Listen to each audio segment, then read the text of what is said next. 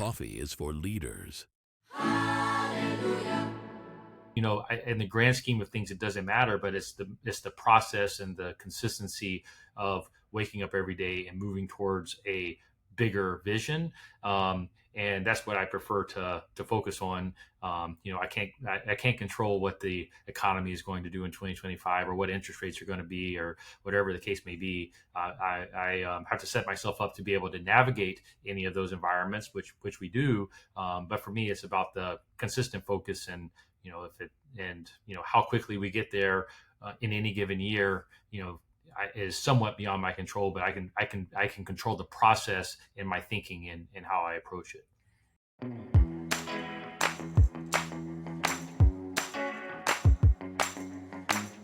David, thank you so much for coming on the show. You are the CEO and founder of Filterbuy.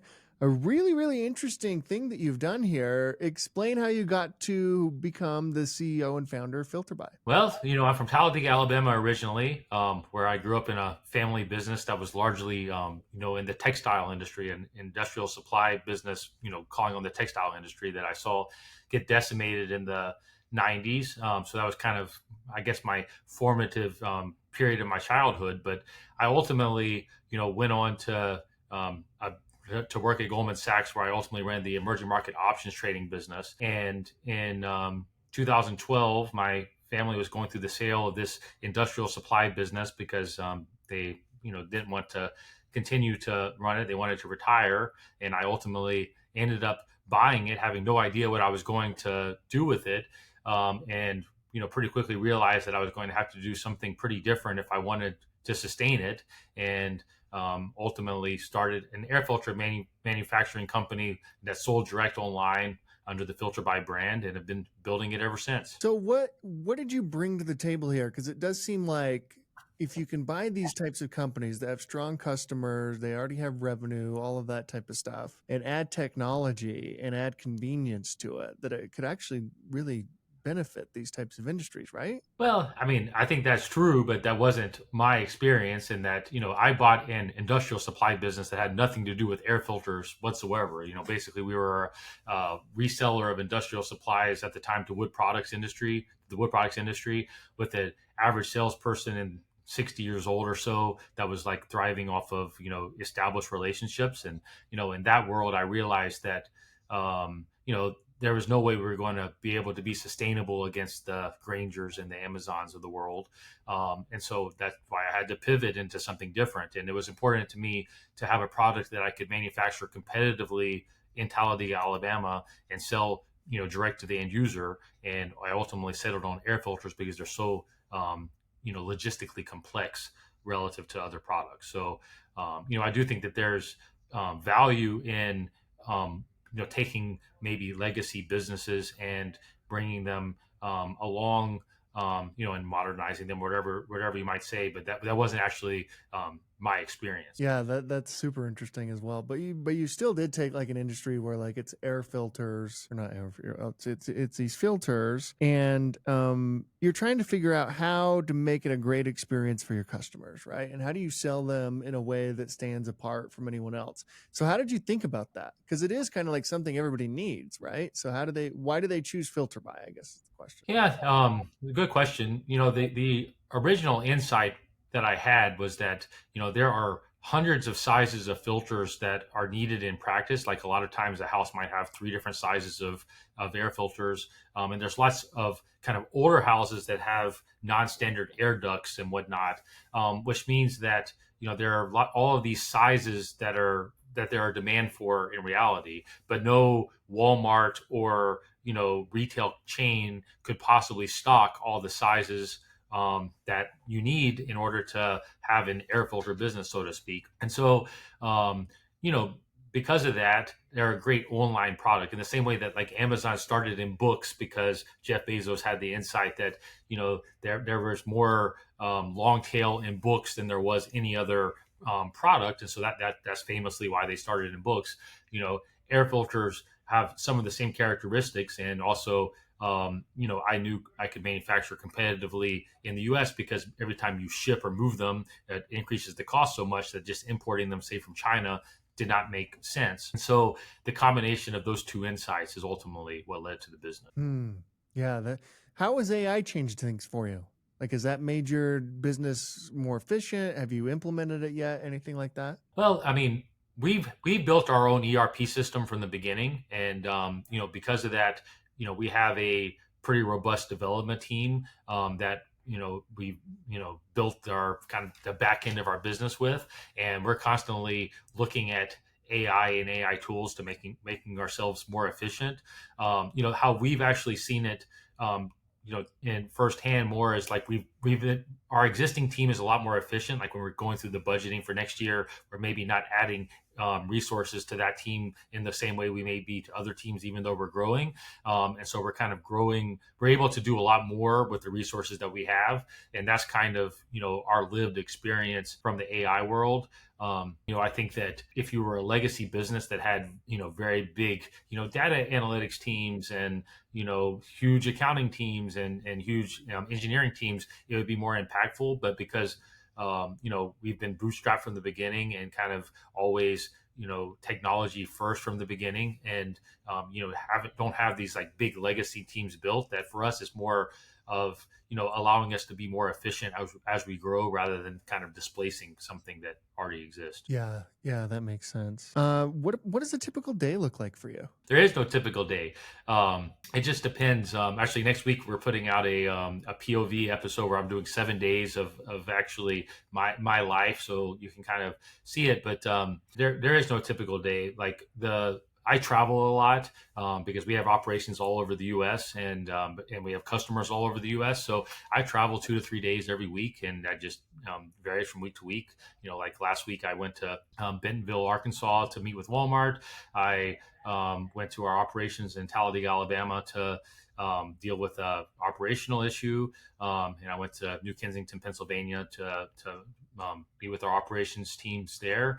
And then on Monday and Friday, I did my internal meetings and meetings like this, as I generally stack my Monday and Friday to be able to do my meetings and check-ins and my kind of personal blocks of time that I save for myself. So that's generally kind of how I structure a week, but there is no typical week or typical day in reality. How have you managed the whole supply chain? Have there been issues over the past few years? I know that's a big deal for a lot of folks who are manufacturing products. How did you manage that? How did you figure all that out? Well, trial and error and kind of using first principles thinking, I guess. During COVID, we definitely had supply chain issues, as a lot of people did.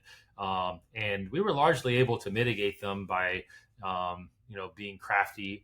And we were lucky to have come into COVID with a decent amount of inventory, of raw material inventory, which was so important. But, largely, in the last couple of years, we've seen the supply chain issues, not be so dramatic. I mean, like we don't import any product from overseas. We don't have any raw materials from overseas. Everything we have is domestically made.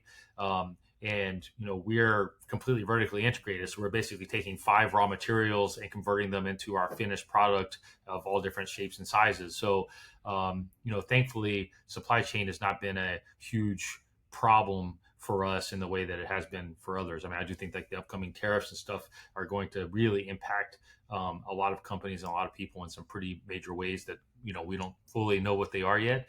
But luckily for us, we're largely it's not largely going to be a problem for us. What do you read? And what reading recommendations would you have for us? Well, I read a lot. I like biographies as well as kind of more philosophical type things. But if I was going to put out a recommendation, something I actually come back to regularly this time of year, and I was reading it last week. But the War of Art by Stephen Pressfield, I believe. And really just talking about how we all, or my takeaway, I guess I should say from it, and there's lots of nuance to it. But we all have this kind of friction that comes up in life, or the things that we have to overcome, and like generally the creative mind has to overcome these blocks over and over again, and finding your muse and your why and your reason for pushing through the hard things, particularly from a creative perspective, I think is very important. And I view business and entrepreneurship as a creative endeavor at the end of the day. And I think that his kind of framework for thinking about it, I always find to be very impactful. So it's something I come back to basically every year. How have you developed your leadership style as CEO? I mean, you went from Goldman Sachs to owning this business to transforming into, Filterbuy. How has your leadership style changed? Well, it's definitely evolved. I mean, like when we started, I maybe had 15 employees or so in the company that I bought, and now we have over 1,000. So it definitely has to shift as you go. And I think that early on, like really for the first decade for me, it was about leading by example. And there's not a job within my business that I have not done. And so because of that, it gives me a lot of insight to how things need to be structured and how things work the best way. So like for me, it really was that evolution early on. In the last couple of years, I've really been working on leveling up our management team and how we're attacking bigger ideas and accomplishing bigger things. And that was really a mindset shift that I had to work through in order to be able to do that. It's not something that came natural to me. I actually started working with a performance coach named Dr. Julie Gerner, who was really helpful for me in that process, and did a lot of reading around kind of operating system for businesses like Traction or the Rockefeller Habits and things like that, to kind of decide like, what was my style going to be and how was I going to structure, this larger business that I still intended to grow.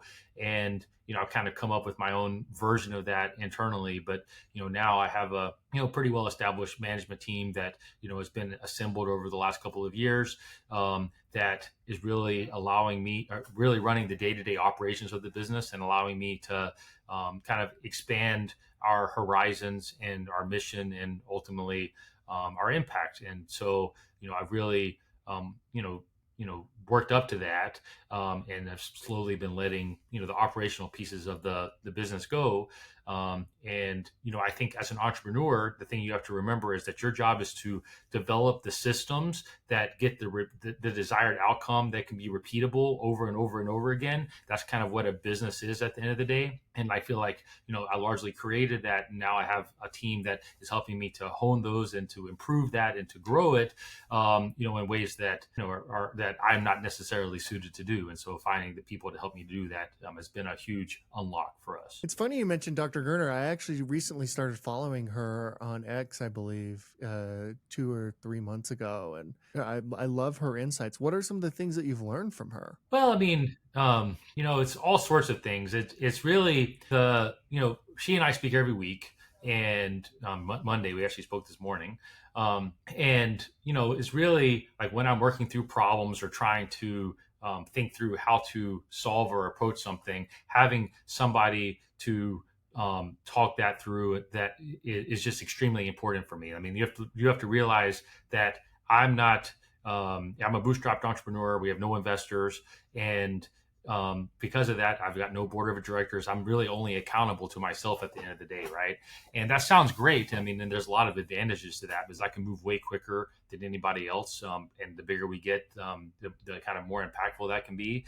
But at the same time, that means that I really don't have embedded accountability, right? It's like I realized I was missing that, and she provides that. She provides that for me because I know that if I have to articulate to her why I'm doing something, she's going to probe it, and she's going to make sure that I'm being honest with myself at the end of the day. I think about things, and really having a thought partner like that has been really important to me, and she's been great at that. How do you stay grounded? How do I stay grounded?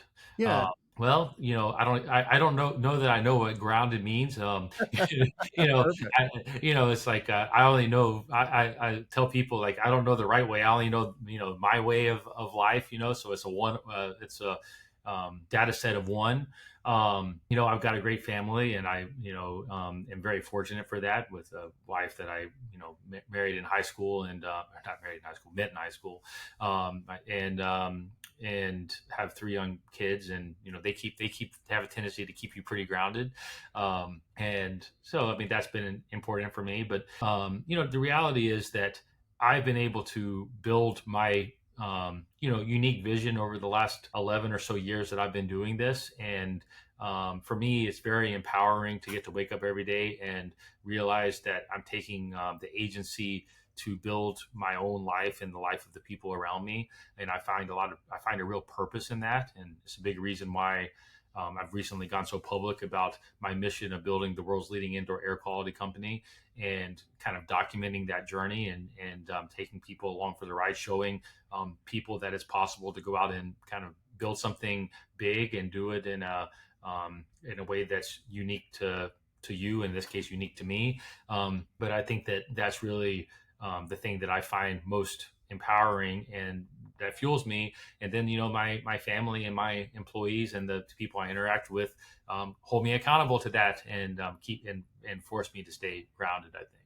Tell us about your YouTube channel, and you kind of explained a little bit there while you're doing it. What are you hoping to achieve there? How's it going so far? Does it feel like a new entrepreneurial journey you're setting on? Oh, absolutely. It's a new entrepreneurial journey. I'll tell you, they get me on video saying this often, but it's way more work than I ever could have imagined, trying to, break into the kind of the social media world. And, I'm basically committed to documenting my journey of building the world's leading indoor air quality company. And I know if I tell the world that and tell you that I'm going to go out and wake up every day and make that happen.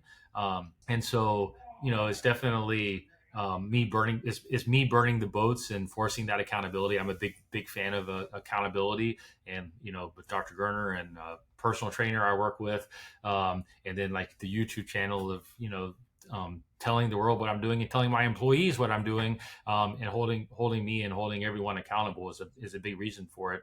But also, it's just the recognition that in order to build something big, I'm not going to be able to do it alone. I'm going to have the right partners and employees and and customers and all of those stakeholders that are so important in building a big vision.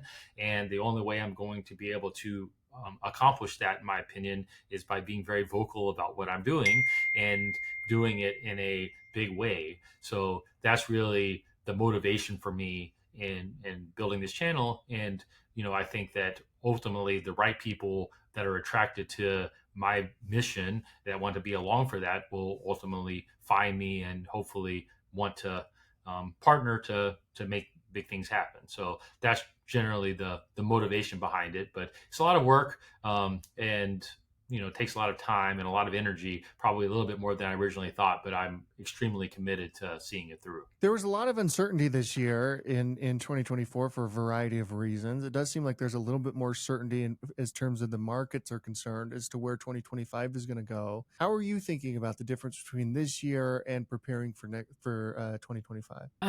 My mind just doesn't work that way. Honestly, I'm very much I have a long-term vision and I have short-term plans that I'm constantly working towards. But setbacks happen, things happen, and on the micro, and I don't sweat it too much. I mean, like I cannot control what the external environment is, or the political environment, or whatever the case might be. Like I can't control that, but I can control the actions that I take every day.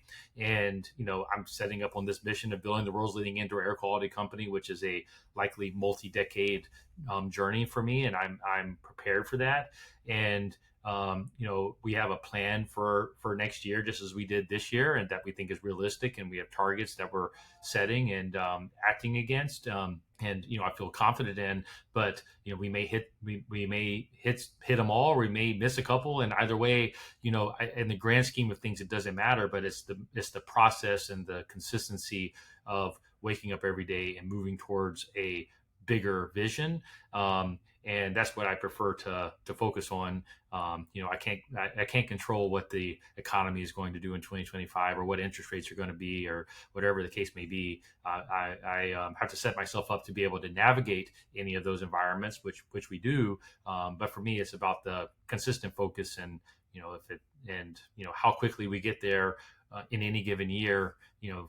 Is somewhat beyond my control, but I can control the process in my thinking and how I approach it. That's probably the right approach. That sounds right. That sounds like a healthy way to approach it as well. Finally, we end every interview with the same question, and that is at CEO.com. We believe the chances one gives is just as important as the chances one takes. When you hear that, who gave you a chance to get you to where you are today? Who gave me a chance to get me where I am today? A good question. I would have to say it was the people that hired me at Goldman Sachs out of college, to be honest with you, because I did not go to an Ivy League school. I went to George Washington University, and I was a very good student and a great really was interested in economics, and I ultimately got hired in the economics research group within Goldman.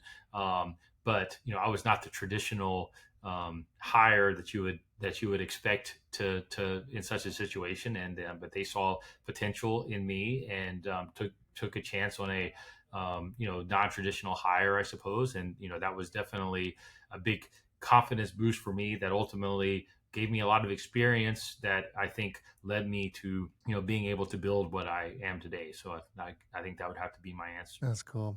Hey, David, thank you so much for coming on the show. Congrats on everything you're doing. Tell everybody your YouTube channel so that we can promote that. Yeah, I'm David Filterbuy everywhere. So David Filterbuy, one word on YouTube is my handle, but I'm that any social platform. David Filterbuy is where you'll find me. Perfect, David. Thank you so much. Appreciate it, man. Thank you for having me.